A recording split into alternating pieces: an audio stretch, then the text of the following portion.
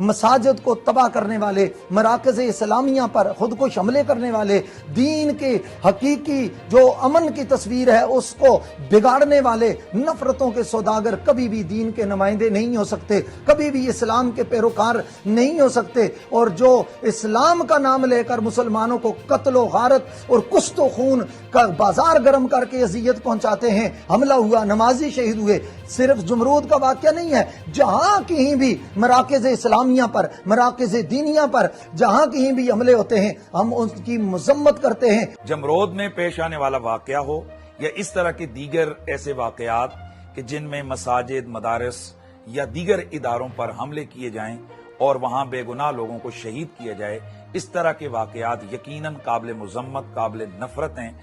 اور ان کی کسی بھی حیثیت سے تائید نہیں کی جا سکتی۔ ہم ان کے ہر عمل، ہر فعل کی جو خلاف شریعت ہو رہے اس کی مذمت بھی کرتے ہیں اور اس کے خلاف من حیث القوم ہم سینہ سپر ہو کر ہم ایک دیوار کی طرح مضبوط ہیں۔ علی مسجد، جمرود اور پولیس لائن میں جو دھماکہ ہوا ہے، دھماکے ہوئے،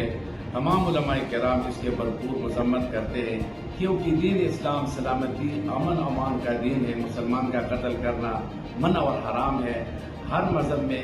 اس کا کوئی گنجائش نہیں۔ حدیث مبارک میں ہے کہ اگر آسمان کے تمام فرشتے اور زمین کے